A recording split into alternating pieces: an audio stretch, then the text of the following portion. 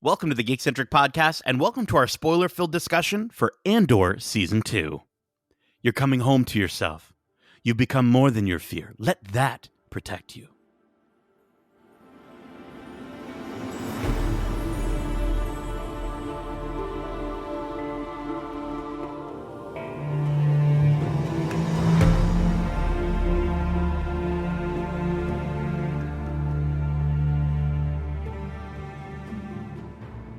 Welcome to the Geekcentric podcast. My name is Nate, and this is our spoiler-filled discussion for Andor Season 2. Huge thanks, as always, to our wonderful friends at Disney Studios Canada and Lucasfilm for letting us watch this season early so we can have this spoiler-filled discussion ready for you as soon as you've watched the finale of this excellent season of Star Wars wonderfulness. By the time you're listening to this, we'll have just gotten back from our trip to Japan, covering all things Star Wars Celebration, and I'm sure we're still recovering. So we are extra grateful that we got to record this last month in April. If you're joining us for the first time, we are Geekcentric, a podcast celebrating the world of movies, TV shows, games, and all things geek-centric and all things Star Wars centric.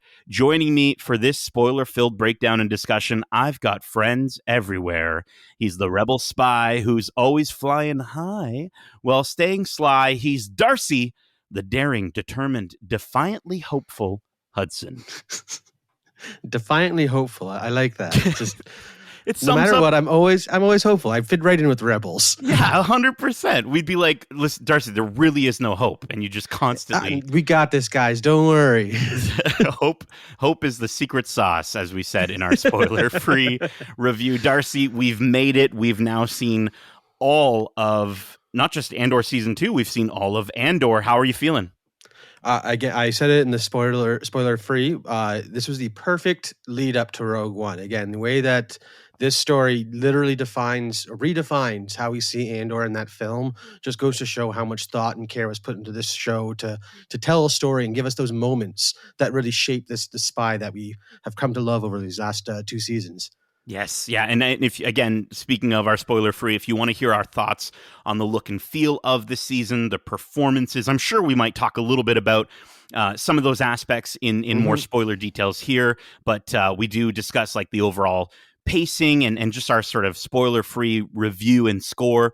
Go back and listen to that spoiler-free. But yeah, like you said, Darcy, this season does such a phenomenal job of adding that extra context to Rogue One and rewatching. You said you were going to rewatch after watching the finale. Did you do a rewatch? Immediately, I did it. Yeah. Just because, again, the way that finale sets up, like we see him leave Yavin to go to Jeddah for that mission he was told. Like it's the way we see him and where we leave off. He's got the jacket on, boarding his ship, and the next time we see him, he's in the jacket walking through the streets of Jeddah. And it's just the continuity was so good, and just again the way that the pacing of that Rogue One works. It's 3 adventures. They do Jeddah, Edu, and then Scarif, and that kind of follows all these Andor stories where they're 3-episode chunks, and it felt like such a Star Wars story. It really fit in really well. I loved it. And it's funny how haircuts are the dead giveaway. Yeah. You know, we see in that final episode, we see Mon's haircut. We're like, oh, okay. Yep. There it is. Yep. Oh, and we see, okay, Cassian's got his haircut. Oh, okay. We know where we are in the timeline based off of hairdos. Keep in mind, you know, this is going to be full spoilers for this series and Star Wars in general. So if you haven't watched the entire season, all 12 episodes of Andor Season 2 yet, be sure to do so, and then come right. I might have spoiled a haircut for you. Come right back in less than 12 parsecs. I think we went pretty in detail about the release strategy and the pacing in our spoiler free. But I wanted to kind of bring it up again because I for a little bit more context here. I think when the season was announced, it was met with some criticism by podcasters and content creators to the point where the show's creator, Tony Gilroy, even commented in an interview with Collider saying it's a Disney decision. There's an internal logic behind it. They have their reasons. It's kind of cool. I mean, it puts a burden on podcasters. What are they going to do? I love that he's thinking of us. And he says it's a movie a week, you know. And on one hand, yes, that does make it difficult for us to cover week to week. We weren't able to cover like we would have wanted to a watch club. I think our Andor watch club was one of my favorite of our weekly watch clubs, but just with how busy we were leading up to Star Wars Celebration and getting ready, it didn't make feasible sense for us to do that, especially with how they released it. But man, doubling down on the 3-act structure, like you were saying, the setup, the middle episode, and then the big action resolution of each year, I think it pays off so well. Now that you can talk about it in spoilers, is there anything else that you wanted to add to that element of the conversation? I guess the one thing I was saying in the spoiler free was my issue with the gaps that we got. And again, while these stories are incredible windows of time, like into a week or so of that given year, it's the time between that I'm almost wanting more of, specifically with certain characters end in one arc and then the next arc. Issues that they were dealing with have already been solved. And it's like, I would have liked to see that struggle almost, like particularly with Bix. This is me and Justin's big issue, I think, was that she, in the second arc there, was setting up for a very impactful story. Even that first one where she's dealing with this PTSD and we're seeing how she's struggling with it. And then all of a sudden, I think when we get to that third arc, the problems are gone. We don't see how it was solved. Really, it left me wanting more, I think, is all I was trying to say. So no, that was my fair. one issue with the pacing, is that the time between was very noticeable. And I guess I'm disappointed that we might not explore that through live action means anymore. Sure. We might get comic books, though. Who knows? Yes. It's just with the cast. We talked about the cast of this show and how they are so good. I guess that's why I'm disappointed. More Adria we're not going to see. Yeah, we're not going to see Diego Luna and Adria Arjona play off each other during these tense times in their relationship. So yeah. No, I totally get that, and I think it is that element of like, we love them so much and their performances are so good that, yeah, of course we'd want to see more. But I think the fact that this season is 12 episodes long, I think it's that pacing works so well, dropping the 3 episodes at a time. Yes. Whereas in season 1, I don't think it did work as well. Things kind of felt a little slow in the first week. It didn't hit as hard when you can't watch back to back. Again, a setup on its own leaves you wanting so much more. And then when you get to that finale, when it's just the one, like, big finale moment, you're like, okay, I'm like high. And then next week you're right back down again with that slow setup episode. So it was very much a roller coaster. Whereas with these 4 movies, like they said, you're getting a full story each time. So that satisfaction of a slow build into that climactic final episode really works. And I wanted to shout out, I think the pacing and the fact that this is 12 episodes. I mentioned in our spoiler free that it allows us to see elements of these stories and of the rebellion that we maybe didn't get in season 1 or just in general we don't normally get. And I think the Maya Pei Brigade episodes are fantastic. And it's just the fact that we get infighting, not just between them and other rebel cells, but literally between themselves in that small group of rebels that are trapped on this island because they simply don't have a pilot that can fly them off of it. I just think those moments help paint the picture of how dangerous the secrecy in the growing rebellion can be. And we see that with Saw Gerrera and the partisans in Rogue One and a little bit more in the finale of this season. But I just think it hits so hard, and I don't know if it would have worked as well had we only gotten one of those episodes at a time, if that makes sense. Yeah, for sure. Again, this whole season really sets up the fact that, like you said in the spoiler free, that both sides do stoop to dark levels to get what they need. And Luthen Rail is very much that the head man of that darker side. And we see how his holding back information is being detrimental to the rebellion at times, while you understand why he's doing it, because it is all about secrecy, especially when he is in the heart of the Empire and doing what he is doing, connecting all these different cells and sending people over. Like, that's a lot of stress for the guy. And I think it makes sense as why we see him break in this season. Like, there's a moment where he's telling Clea, he's like, "What are we doing this anymore? Like, we're done. We can't do this." And Clea's like, "Shut up, get your shit together. We got to keep going," type thing. Like, it was really cool. And I think, again, that comes from the pacing, where we're seeing these movies and getting to see what these events are doing in real time almost to the characters and how they're reacting to them. And it's so well done. And the evolution of characters, especially a character like Luthen, and seeing him in season 1 and how bold he is confident, like right? he And is just like the I spy can master. Yeah. yeah, I'm under their nose and they don't even notice kind of guy. And here Yeah. we're seeing him like, I can't keep all these plates spinning. Like this is Yeah, crazy. like we've got too much. We've stretched ourselves too far now, and we can't control it anymore. Now And you that's what's really mentioned cool about this. Like, sorry, no, you want no, to. sorry. So that's what's really cool about this is the fact that him and Mon Mothma's journey through this episode or this season, as we see again how Mon is starting to realize what the rebellion truly means on the ground, and whether or not she's worthy of stepping in as the leader or the face of this rebellion. So again, this season, while my gripe is that we don't have those stories between the years, the stories we do get are so impactful and have a reason to be told. So I really appreciate that aspect of it. Well, you mentioned how, you know, that there those missing chunks and that might have been an element that didn't work. Going into full spoilers, you know, in the spoiler free, I couldn't really talk about honestly, I gave the thing a 5 out of 5, but very minor problems I had and very little things that I'm very much stretching to discuss. But in a spoiler filled capacity, was there anything that maybe didn't work for you before I jump in? Besides the gaps? To be completely honest, during the time frame that we were given in the Andor season 2, and the fact that the Death Star is being built and is still very secretive, I was kind of hoping for a bit of a Thrawn presence, because in the books, the new trilogy of his books, he is one of the first people to find out outside of the core group that Krennic puts together about what they are building and what all these resources coming from everywhere are for. So I was hoping to at least see him, or maybe even his aide Eli Vanto somehow pop up to show that he is, you know, active in this thing. And I think that's almost similar to your gripe, I believe. If you mentioned it before we got on air here.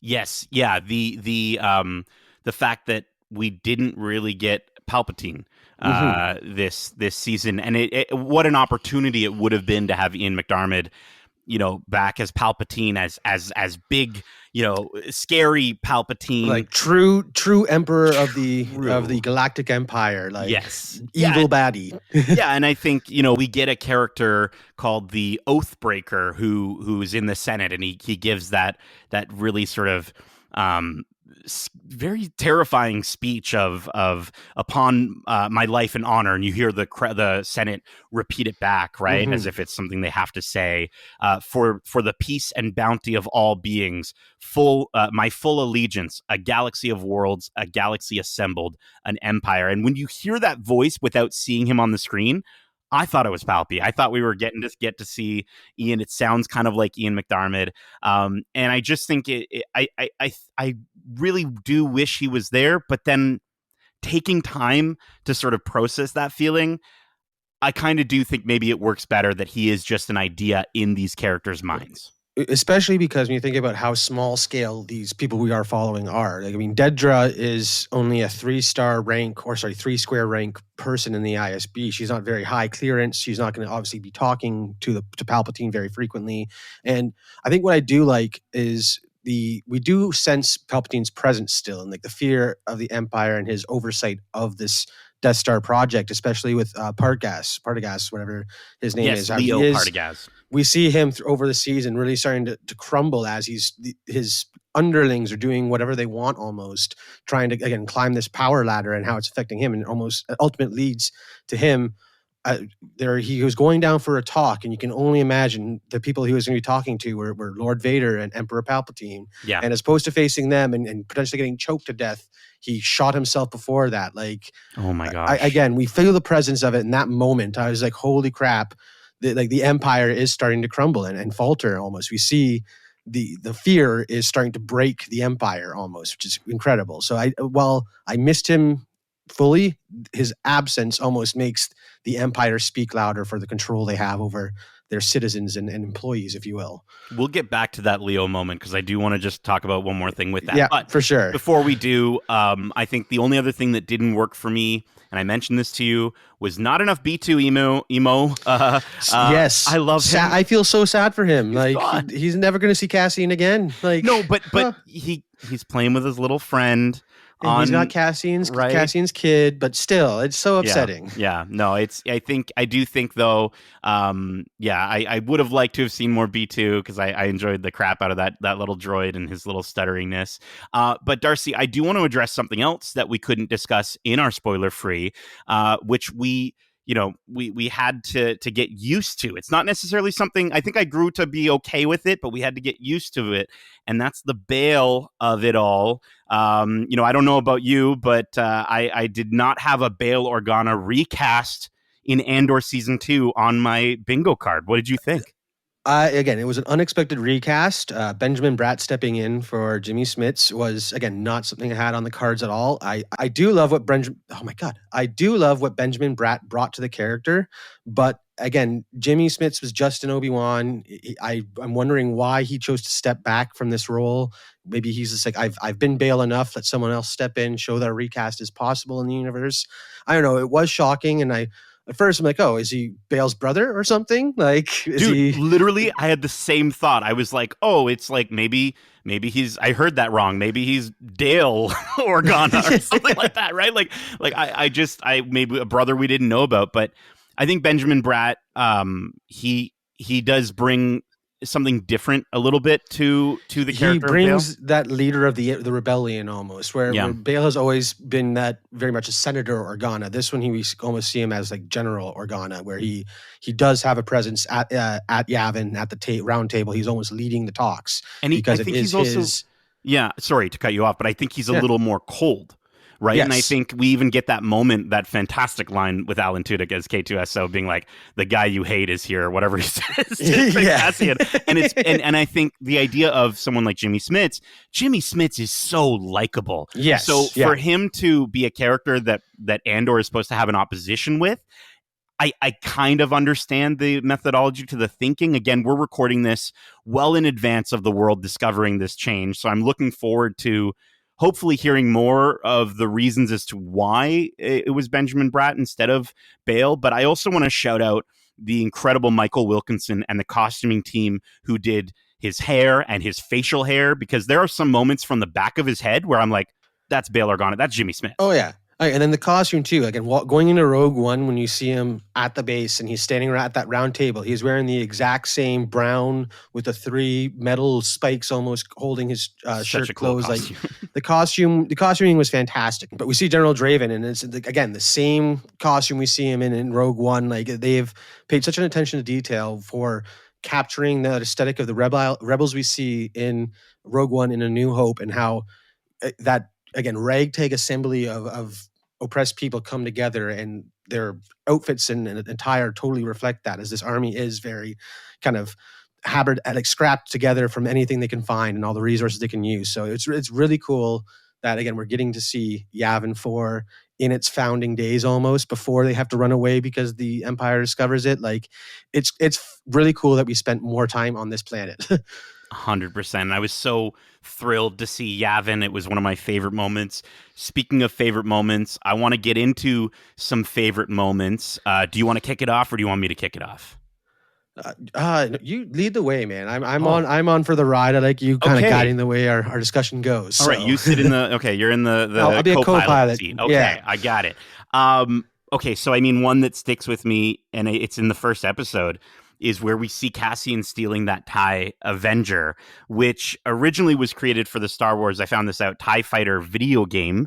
And so seeing Lucasfilm pull that from Legends is always fantastic. As longtime Star Wars fans, we get to sort of see what they're, I think the whole Legends isn't canon anymore thing rubbed a lot of people along like the wrong way. And so getting to see a ship like this brought into canon, and then just to see, I mentioned in our spoiler free that Cassian is so confident, but then he hits that this takeoff. Him like he's getting in the ship, like, oh, he's gonna blast off, and he just starts smashing around and can't fly straight to save his life. Like, it's so he walks into the ship and he's shocked to see there's no pilot's chair, and then the ship powers up, the chair appears, and you can see it in his face. He's just so confused. You can almost he's like, why is that a choice they made? Like, it reminds me of like I imagine it's like it's him finding out the Empire switched from PC to Mac. You know what I mean? Like natural scrolling. He's just like, what the? So it's such an incredible moment. And I think it just highlights seeing how crucial the accuracy needs to be in prepping for these missions and with the rebellion. And I think it was great to see this oversight, because I think a lot of the times in not just Star Wars things, but just in any general fantasy story, sure, we're going to see things where, moments where things don't go according to plan, but to see these actual mistakes and fumbles that are their own fault, I just think adds to that grounded, realistic nature that is so important to the storytelling in the show. Totally, and especially with given or paired with the fact that by the end of that storyline, we see Andor's freaking out. He's like, I didn't know how to apply that shit, man. This is not what I signed up for. Like, we got to know what the hell I'm going into to be able to perform well. Like, I love the fact that again we're seeing how desperate and how kind of haphazard these plans that they're putting together are, because they are hiding in secrecy and just relying on the smallest bits of information they can find. So it's just the way the scope of this rebellion is truly brought to the scale to realization through the series. Yeah. Where do you want to take us next? Okay, I'm trying to think of order here. I mean, I'd love to talk about Gorman, just the Gorman of it all entirely. That the fact that we spent so much time on this planet, and the fact that we got the Gorman incident or massacre, and yes. I was confused because during the when we were watching, you asked like, "Oh my God, they mentioned Gorman," and I'm like, "Yeah, it was in the past," because they tell about how Tarkin crushed 500 civilians in the circle, just landing a ship. I'm like, that is horrible. No wonder they're talking about it. And then by the end of that, we see the rebellion and these people who don't know how to fight are fighting for their lives. It costs the life of Cinta through that scene there. Yeah. Her and Val's, again, we talked about Val's monologue after that and about how you need to be ready to do this stuff, and how that kid wasn't like, he was about to cry. She's like, you don't get to cry. You caused this. You need to live with your actions and it will never go away type thing.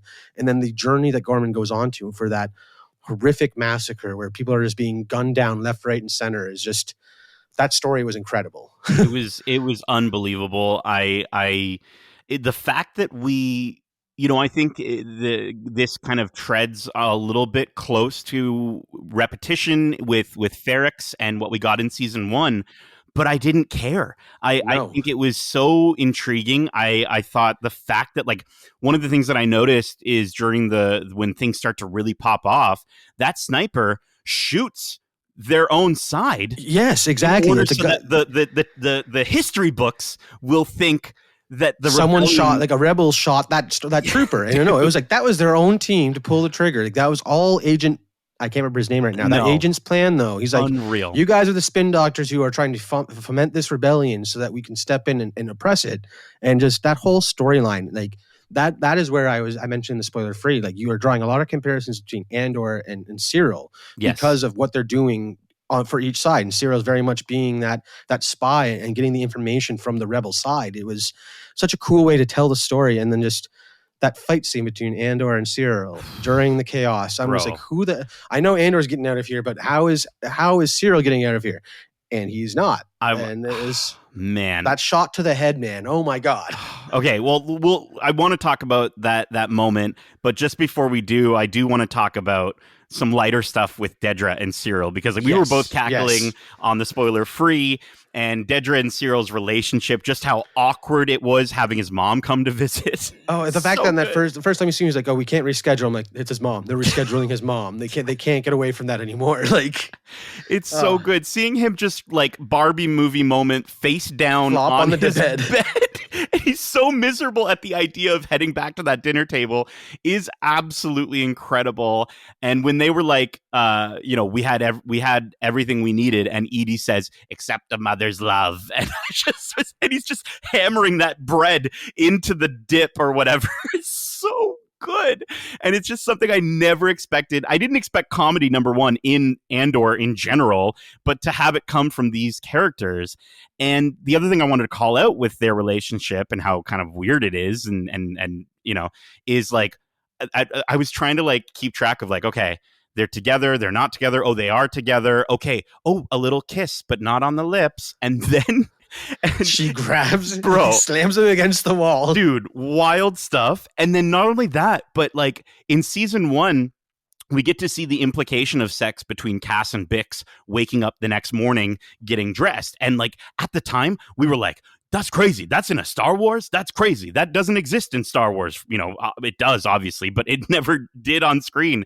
We get an actual booty call this season between Dedra and Cyril, where she's just like, 1 hour, turn out the lights. I was freaking out. He's trying to say something. She's like, turn out the lights right now. It's happening. 1 hour, bro. It was between that moment and then him saying, if I say this is the greatest day in my life, does it spoil everything?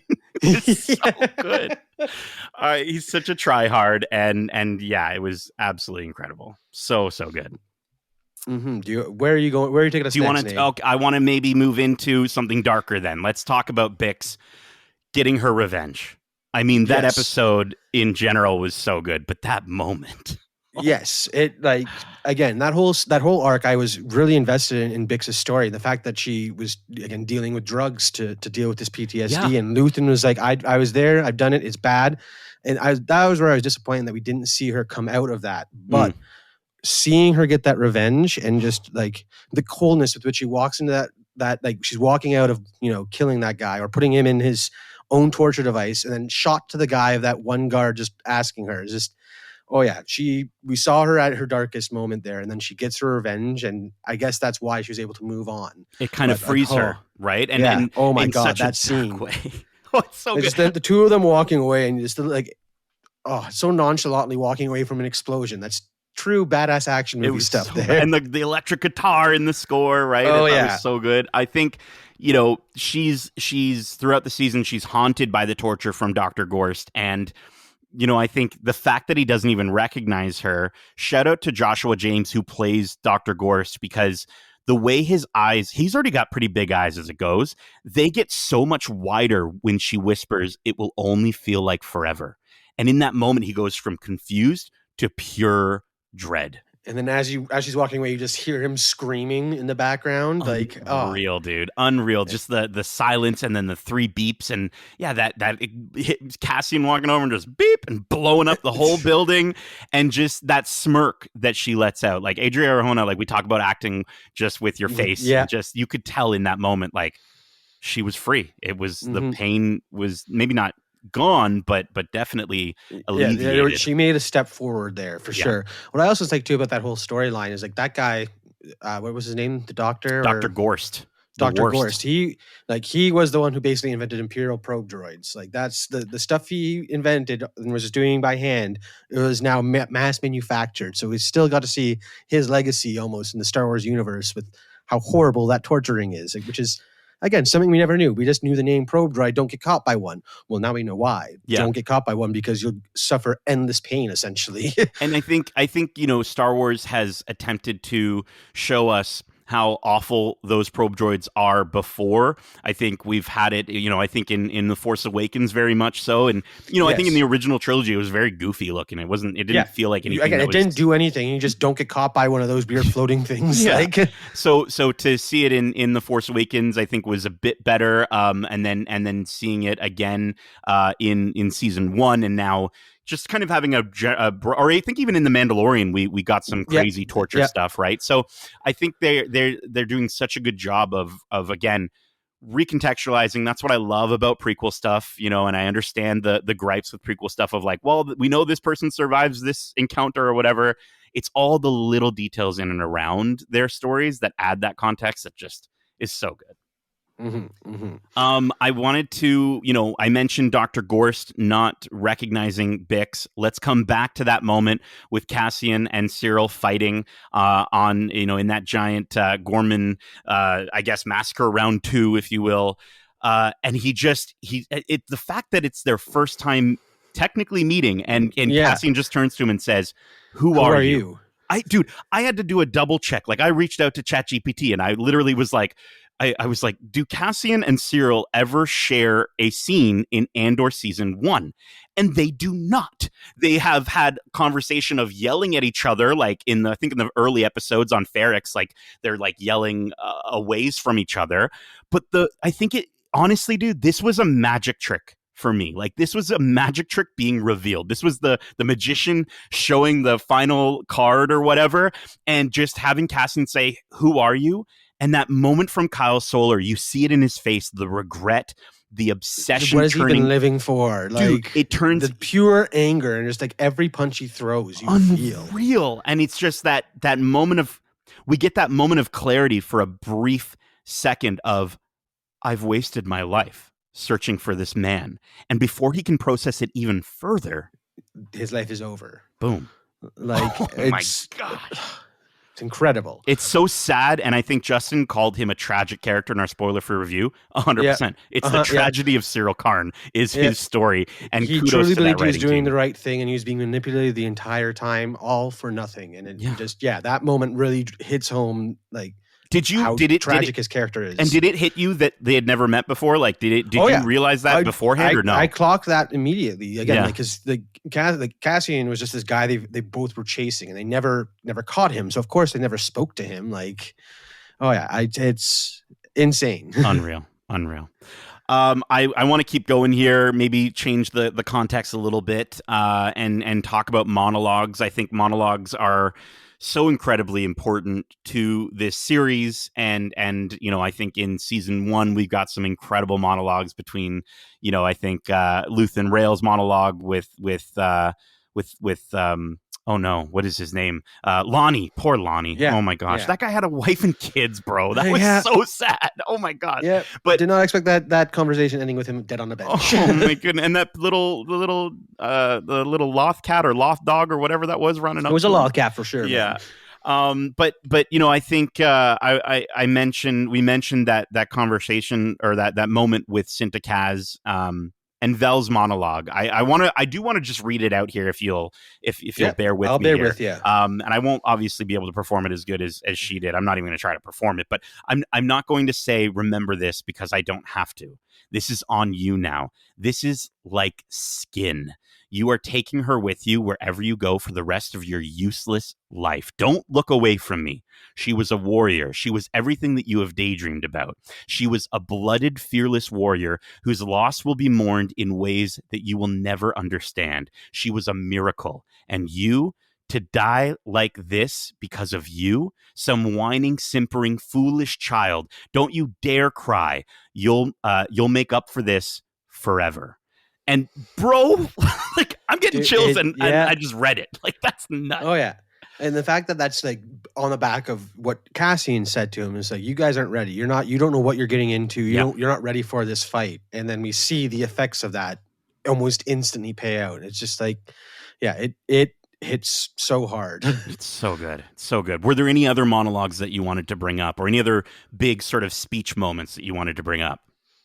I mean, if we're talking about big speech moments, Mon Mothma's speech to the Senate when Bail gives her the floor, when she says the true monster that we've all been fighting, or the true monster that we've made and is hiding in plain sight is the Emperor. And it's just like that moment, and then the scene that follows it with Andor getting her out of there is just that is some of the intense, like most intense moments throughout this series, because this is the beginning of the rebellion as she leaves the Senate to truly become the face of the rebellion. And it's so good. And that speech was so powerful, man. And her saying Emperor Palpatine just at the build end up there. to it, like she was like she was scared to say it because she knew that once she said it there was no turning back. Like, not at all. And that whole sequence of her escaping and then seeing what that means, Andor shooting her driver right in front of her type thing, like this is what we have to do to get out of here. I loved it. So good.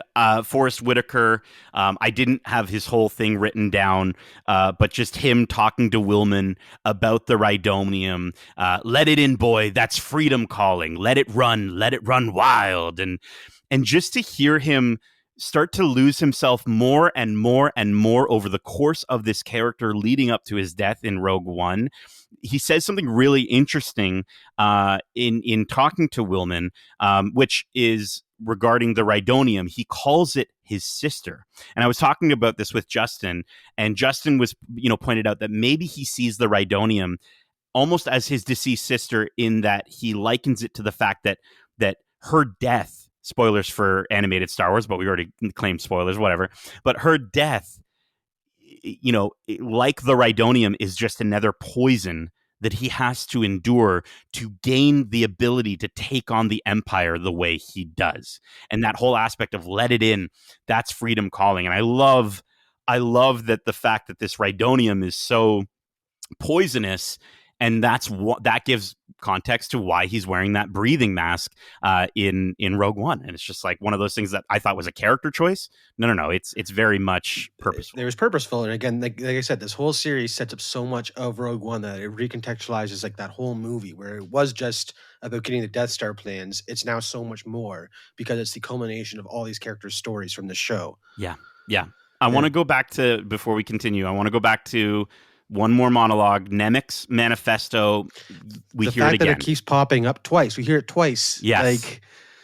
And the fact that it's now widespread and is the reason why people start acting out and wanting to stand against the Empire across the galaxy is just, it's so powerful. Again, that Rebel Manifesto really shows the humanity in the rebels.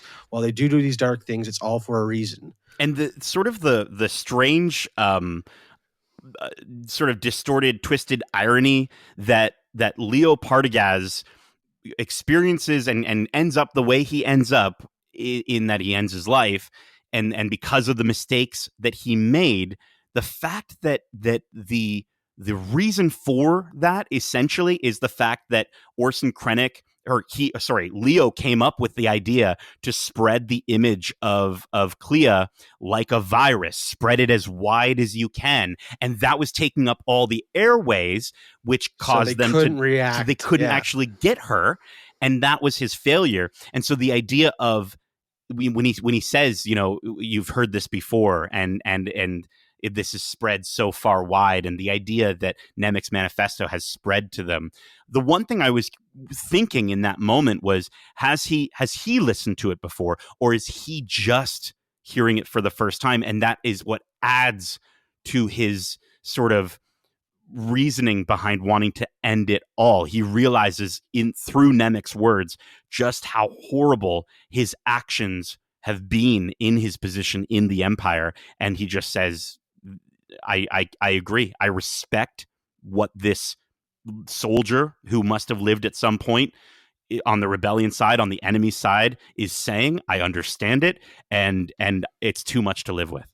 Yeah, I got the impression that he had listened to it before, but obviously he's not listening to it through a different lens. Where like before he was at nothing was wrong, he was controlling everything and still in power, and now he's at the opposite end of that, where everything is falling apart, and these words now carry new meaning because he's at this new place in his life. So I don't know. Again, that whole moment was just incredible. Like the fact the doors closed and his buddy just being like, "No, we don't need to go in. He knows. I know what happened." Oh, yeah, like gosh, bro. Yeah. Oh, I'm gonna go back later now. Just thought of this. You mentioned it in the spoiler free. Please. That rave song. Oh my gosh. And I guess we're going lighter. I'm saying lighter, but I realized that scene is also juxtaposed to some really dark stuff between Mothma just raving like crazy, just having a party time in that circle, and then cutting back to Andor, and those final moments is just, it's wild. It's so nuts. And the fact that, I think I also mentioned that we get to see the juxtaposition of the super rich and the horrific moments that are happening, and like, yeah, getting to see that party and just to see the way that she deals with it, the way that Perrin deals with all this stuff going on. And I loved all the Chandrilla stuff. I think the getting to see the culture, getting to see the way the wedding worked, and even just like, bro, is our chopping off braids is that every ceremonial thing in Star Wars? Is that a braid is chopped off? Because it feels like that, at least. I don't know. I wouldn't be able to tell you, man. I want to jump into talking about some Easter eggs, and maybe kind of some little things that we noticed, and feel free to jump in at any time. But I mean, the one that I noticed first, after noticing that giant ox in the background scene on Mina Rao, there's that little girl sitting at the picnic on the farmstead, and she's got a little puppet ATST walker, and it reminded me of young Jyn Erso with her stormtrooper dolls, and so I hope we get to see that string puppet on Batuu. I'd like to own it, Disney, so if you could make it available as merchandise, please.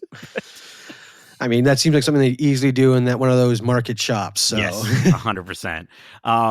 The richest of the rich collecting artifacts. I think seeing Davos Skulden's collection, it reminded me so much of Dryden Voss, right? And just that idea of like, I think if I truly was a Coruscant boy, we joke about me being wanting to be a Coruscant boy. If I truly was a Coruscant boy, or if I'd be collecting action figures like Cyril Karn. But if I was a Chandrillan boy, oh my gosh, dude, I'd be collecting your religious pieces, anything that Indiana Jones didn't get his hands on. Like, I'd have all that stuff, dude. Are you kidding me? I also wanted to mention the guards slacking off in that one scene, and they're watching a TV monitor, and you just hear, and you're just like, oh, okay. They're watching pod racing. That's awesome. That's so wizard. It was cool to see. We see them with the pod race and then turn off the TV because someone comes in like, boss is here. Got to turn it off type thing. It's like the Galaga moment almost in Marvel. It's so good. You mentioned the Gorman, the Gorman massacre. The Gorman language, I think, was phenomenal. And you and I were talking back and forth about this. Like, is it French? Is it Dutch? It's a fictional language called Gore. It's Star Wars' European planet, essentially. Yes. Down to the architecture and the fact that they were so fashion forward was very France inspired almost. And they felt like just the rebellion and, again, France's history with all the multiple rebellions and revolutions they've gone through. It's just, that's very intentional. That they were like, we are going to put these people as an oppressed people wanting to fight up and stand against and create cause a revolution. So it was, that setting was so cool to explore, and again, contextualize something that was a throwaway line in an animated show years ago was just so cool to see come to fruition live action. Like all the full circle stuff that Star Wars manages to do, again, pulling these things from the Easter eggs and just fleshing it out so it makes sense in the larger scale is so cool. So good. And I love a fictional language. I love fictional swear words. Not that long ago, we got dank ferric, and that permeated throughout the Star Wars world as the equivalent to the F word, I'm assuming. And then, I think something entirely different, thanks to Gore and the Gorman people, we get the chob out of my way is a swear that I noticed. So we can now say, get the chob out of my way, and we can add it to the list alongside dank ferric, Slimo, and Poodoo. I think that Gorman busboy. I think I could totally see a Wes Anderson directed Star Wars movie with the Gorman busboy, but bellboy with the bellboy. Sorry, but he was a busboy and then he became a bellboy, right? I think. Well, he was a bellboy because he was at a hotel. I've never been at the hotel. I never wanted to be a hotel, bellboy. So he showed Andor to his room and stuff like that. Okay. The first time he was there. So, but him, talking about the Gorman massacre, surviving it, and how heartbreaking that is, and him actually saying the line, "Rebellions are built on hope." Yeah. You talk about things coming full circle.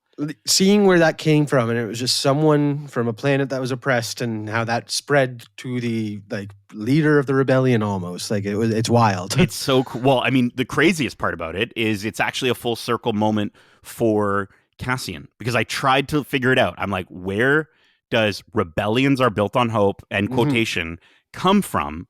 And yes, of course, Jyn Erso says it in Rogue One, but Cassian, in accordance to this new canon, in the timeline, the first time it was said in canon was Cassian to Melshi when he told him to spread the word.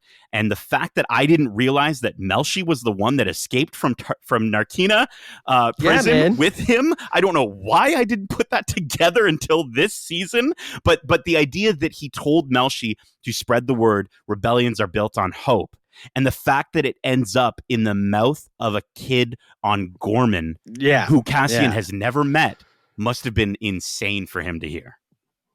Yeah, again, it just shows that how the rebellion, it's a lot of word of mouth, and it's people saying things that that resonate and you can relate to, and are just so widespread, which is so cool. Again, these small things causing the downfall of this massive empire. It's just wild. It's wild. I love it. Pow. Remember Pow? Pow was on Yavin base. Pow is that blue, big giant mouth character. We get to see him. Moroff, the big white fluffy guy, is with the partisans. There's a few other partisans that I don't know the names of. Sorry. There's that one Benthic guy with the tubes who's always Saw's right hand man. He's so cool looking and so scary. They mention we get to see General Draven. There's another guy there's a few people at the round table or whatever of the rebels that are in Andor as well, same actors. Antok Merrick is mentioned. Antok Merrick is like that amazing ace pilot in Rogue One. And I love that line, like, if he was here, he'd shoot it down himself, by Admiral Radis, who is in the final episode. And we actually get to seeing him in the final episode is so fitting, because I think he's the last voice, or one of the last voices that we hear. Sorry, he is one of the last voices, because I think the last voice is Leia's, but he's one of the last voices that we hear saluting Rogue One and the Rogue One crew in that movie, which was so cool. But Darcy, clear something up for me. Did you, like, when Melshi shows up again, in my notes I have written down, who's this Irish guy?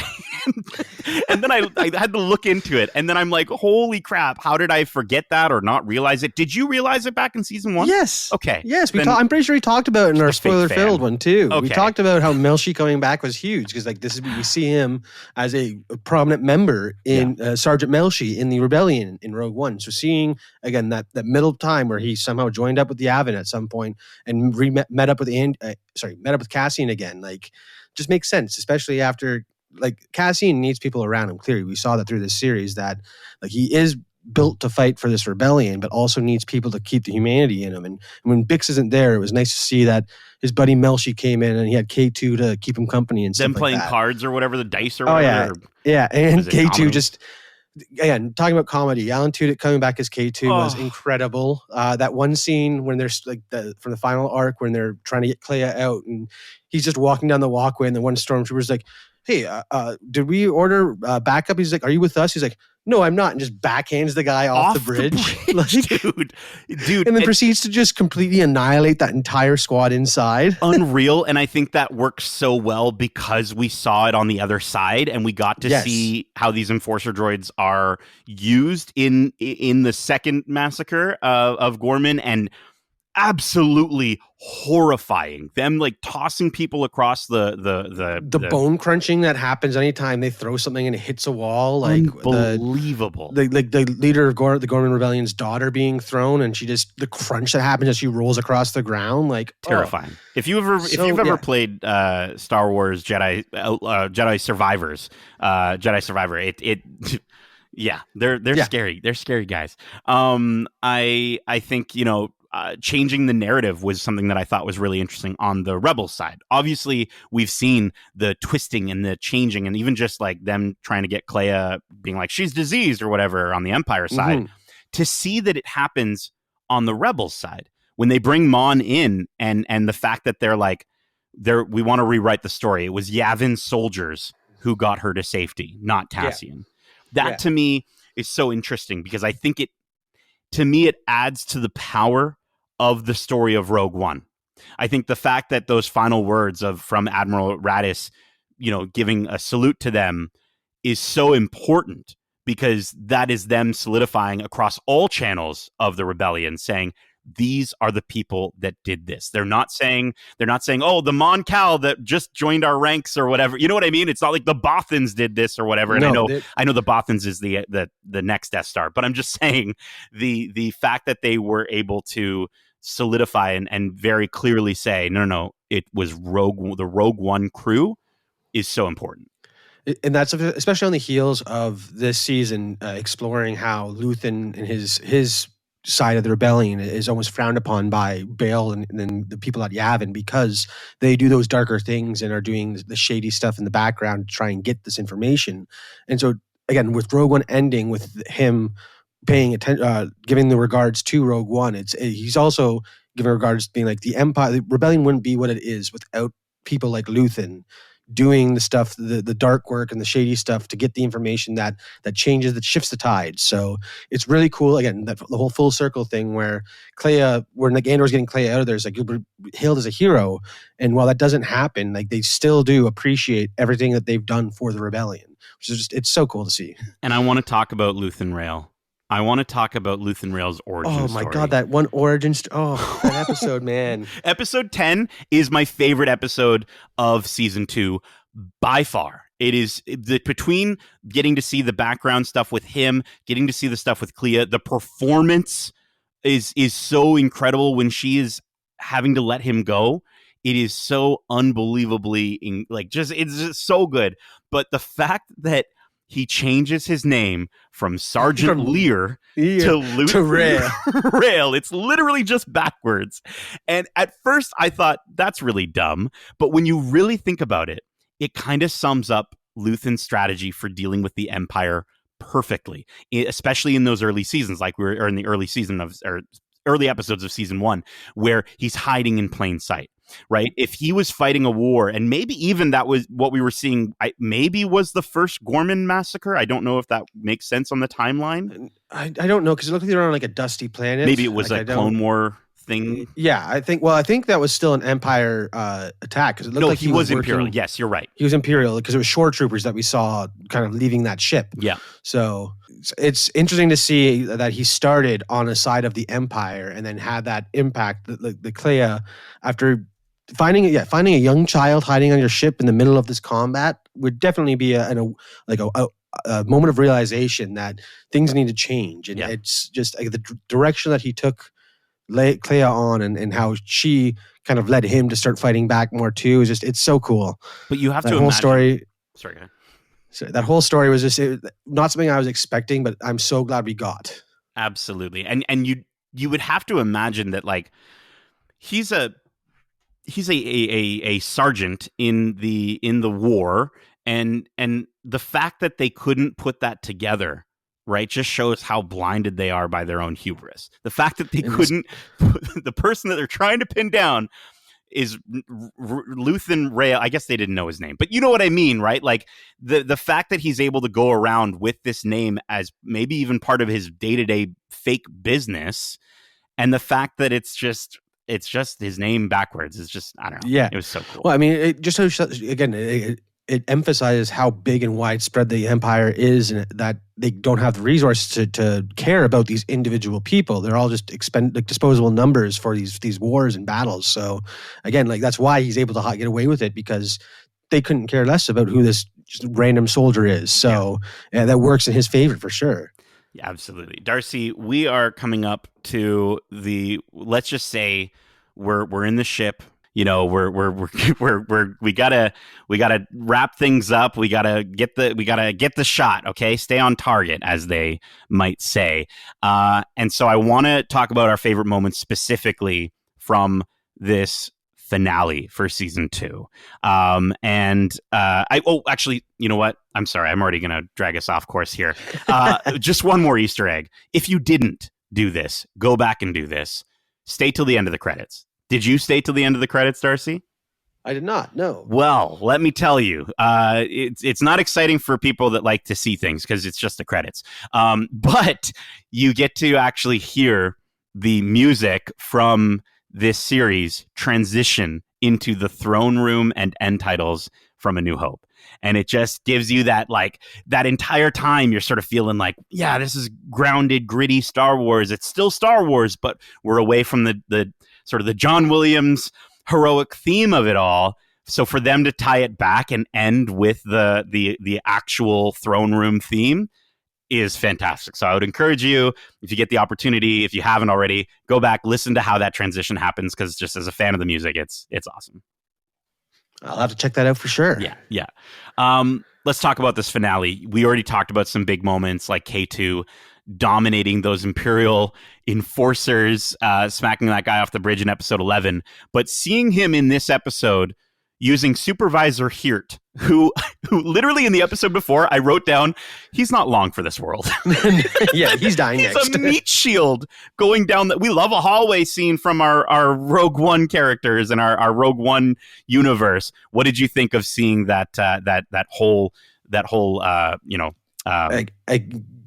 it just shows how intimidating that these enforcer droids are. Yeah. They're just a one-man army, essentially, taking care of this strike team from the Empire, without even batting an eye, basically. He just, again, the meat shield of it all, again, the bone crunches when he's smacking those guys around, it's just, they would be screwed without him. It's so good. Was there any other moments from the finale that you wanted to highlight and bring up? I mean, again, that end montage kind of showing where everyone ended up, seeing Dedra in prison on Narkina, whatever it is, like just everyone having their story summed up that way. Again, it was just, I was like, this is like the best way to end this show, and I cannot wait to go right into Rogue One because of how well it sets that up. Well, let's go through that, because that's exactly like Melshi training with the recruits, right, and getting to see that's sort of his legacy almost, right? And Melshi being a character that was on Narkina, that again, as we said, spread the word. He is there. He is dedicated to the cause, and just seeing him, running with those recruits. Willman and Drina, like, good on Willman, dude. That guy, he got to save the love of his life from the Gorman massacre, round 2, and just the fact that we get to see them enjoying a meal together. I was so happy for them. I was so worried about Willman when he was standing in front of Saw Gerrera. When he partnered up with Saw Gerrera, I'm like, oh, this is not going to end well for him. He's going to get too radicalist and like way too into his ideology, especially when he takes off that mask. But and seeing him find something to fight for that isn't just anger or vengeance, like it was someone to protect, it was really cool to see. Yeah. I've said that so many times. That's okay. Everything's really cool to see, I guess. The whole series is cool to see. Mon and her cousin, Vel, having lunch, right? And just sort of solidifying and reminding you, like, yeah, they're cousins. They're family. They look out for each other. And even just seeing Perrin with his new wife in Coruscant, just being like, he's clearly thinking about Mon and how she's doing in that moment. Like, and he's also, he struggles with the drink as well as his new wife, Runai, who, by the way, Runai was Davos Skulden's wife. So, like, what the heck? And also, in my mind, I'm like, okay, so then Lita and whoever that little boy is that she married or whatever, they can't still be married, right? Like, that would be so Akko Taco for your dad to be married to your husband's mom, your mother-in-law. I don't understand. It's just, that's odd. It was, again, it's cool to see that he is still out there, and he's again obviously impacted by the Empire or rebellion, despite not being part of it. So again, just showing the scale and the impact of this giant conflict is just, we always heard about it, but seeing it on the ground level really drives home how important these stories were to tell. Yeah, I'm so happy Clea's okay. I'm so happy she wakes up. She just slowly walks out and gets to see the rebellion that her and Luthen helped build, basically. Like, it's again, a beautiful full circle moment for them. Yeah. You mentioned already Dedra waking up on Narkina, and dude, that noise that the lights make when they turn off, it just brings you, like, it gave me chills. Like, it brought me right back to that Narkina episode and how horrifying and horrible that place is. And the fact that Dedra, who is so committed to the Empire, has to live this life now, like, I kind of feel for her, but I don't. Like, I'm kind of happy about it. I don't know. Yeah, again, she played the character so well that while you were kind of rooting for her in her machinations, you also don't want to see her win because she is the villain. So like, it's just a really cool way to end her story, is that she is now in the same place as the person that she was hunting, basically, and there's no escape for her. She got what she deserved. I want to bring up, there's a brief glance at the Force healer, who I don't have the name of, who called Cassian a messenger. And I thought he that had was somewhere to be. Yeah, I thought that was so, that whole sequence with her telling him or telling Bix that he's a messenger was really intriguing, because I think it's like, he literally, that is his life's purpose in the end of things. He just gets information from one place to another. Correct. And I think it was interesting to see. I think if there was a background character that I would have maybe wanted a little bit more of, like, context from, it might have been her, only because, like, that glance at the end made me feel like when we talk about stuff that's missing, I was like, was there more scenes that we were supposed to see with her and make her more important? Or no, the fact that she's like, you have somewhere to be that you're working towards, type thing, and then her seeing him years later at this base, being like, this is the moment, this is your beginning, your final story, type thing. What I foresaw or felt through the Force is coming to fruition now, type thing. I think that's what that was all about to be, is the Force spoke to her and she knows that he is where he's meant to be. I love the cinematography, getting to see Saw looking out over Jeddah and Orson Krennic looking out over his life's work, and how they sort of do those moments almost back to, not necessarily back to back. There's Cassian walking in the middle, but back to back, so to speak, because it just sort of shows like, yeah, these are the big, sort of top figureheads who have very much lost their way. I think even in the Empire and with what's going on, and of course, obviously the Death Star for the Empire is a massive win, but one that Krennic really never gets to take claim to. And then Saw on the other side of things, he does a lot for the rebellion, but also he's not the rebel that people will want to remember. If that makes sense. He's the issue. He's a thorn in the rebel's side, being like, we've told him to stop so many times, and he keeps going and doing this stuff, and it's a detriment to what we're doing. Yeah. And again, the whole Krennic of it all, where Rogue One, we see him finally complete this Death Star, and the first thing after testing it, Tarkin's like, okay, so I'm going to be taking control of this thing, and you're done. Thank you, type thing. Like, again, we saw him go from top of the world to, in that movie, everything falling apart on him because of just the way the Empire works, basically. Unreal.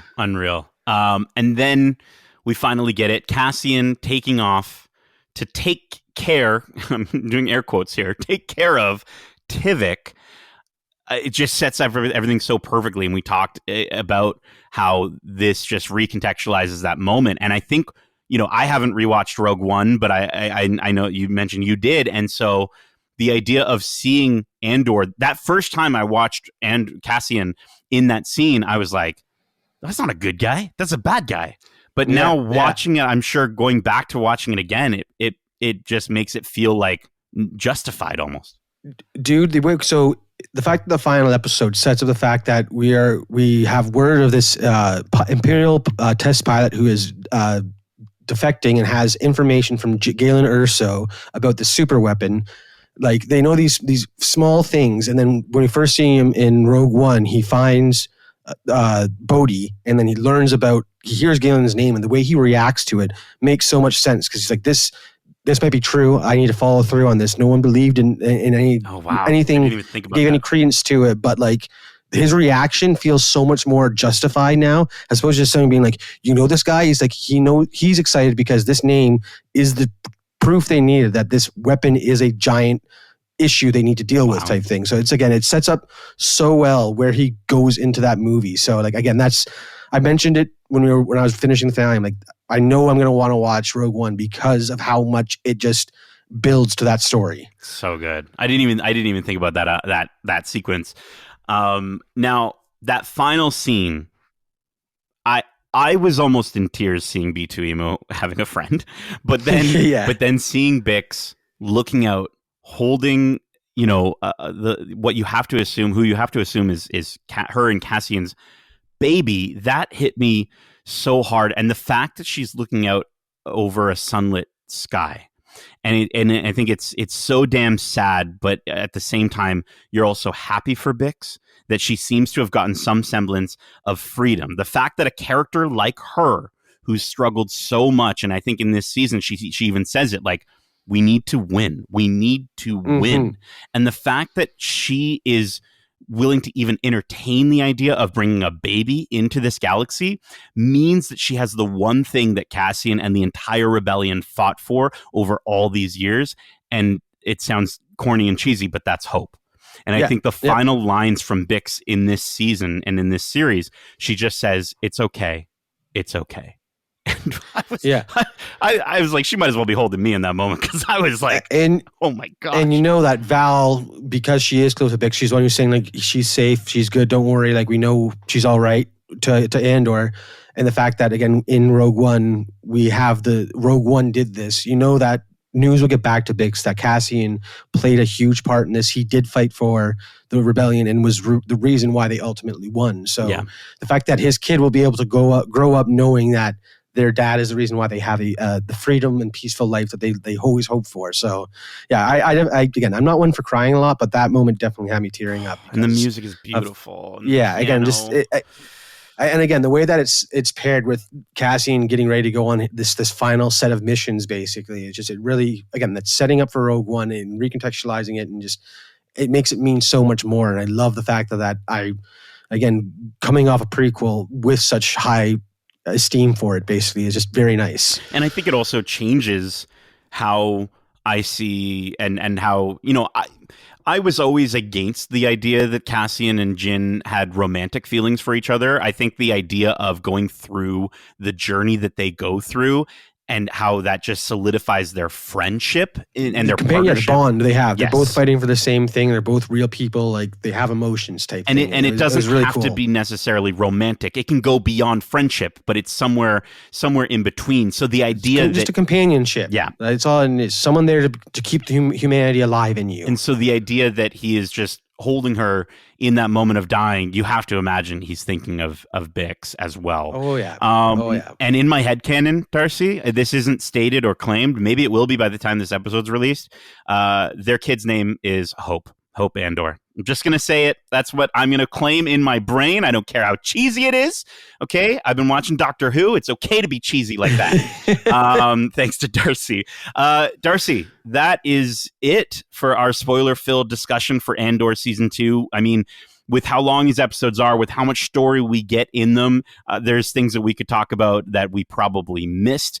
But if you wanted to maybe write in and let us know your thoughts on this season or this series, or just any of the series or movies we cover, well, let me just use basic Morse code to send a signal to the galaxy of Darcy's bravery as he informs you, our listener, on how you too can stand up against the imperial regime that threatens to destroy all life, and how you can contribute to it, to the rebellion, by contacting us. Well, they can reach out to us at wearegeekcentric@gmail.com. That's wearegeekcentric@gmail.com. We're also over on Instagram at wearegeekcentric, and on TikTok at wearegeekcentric as well. And then Twitter, we're Geekcentric YT. Just had to change it up there for fun because someone else took our handle. Thanks a lot for that. Yeah, seriously. We had to change the narrative. We keep in mind, we also have a ton of other great episodes covering the latest in movies and TV shows, including our recent This Week in Geek episodes with all our thoughts on our most recent experiences at Star Wars Celebration Japan. We break down each panel and our thoughts on the most exciting things we got to experience there. Plus, we've got some great interviews to check out, like our interviews from last season of Andor, where we spoke with Genevieve O'Reilly, Mon Mothma, Adria Arjona, Bix Kayleen, Kyle Solar, Cyril Karn, and Denise Go, Dedra Miro. And we got to talk to them about their characters, their experiences working on such an incredible series. And you can kind of see in their answers them alluding to some things that we've now experienced and gotten to see in season 2. So you can check out those interviews either here on your podcast service of choice or over on YouTube at youtube.com/geekcentric. But that's not all. We also have an interview for season 2 with the creator of Andor, Tony Gilroy, where Justin spoke to him about season 2 and really just got to share how much we loved this show and this season. So it was a very interesting interview. Definitely go check that out. We've got a ton to look forward to for the rest of the year, fast approaching, and so much to cover. It's still such a great time to be Geekcentric, so be sure to subscribe and follow along and keep an eye on our socials to fight the Empire every step of the way. Darcy, thank you so much for joining me for this rebellious, spoiler-filled review and discussion. And as we say, love ya. Laters. Rebellions are built on hope. Hope is the secret sauce of the rebellion. Secret sauce.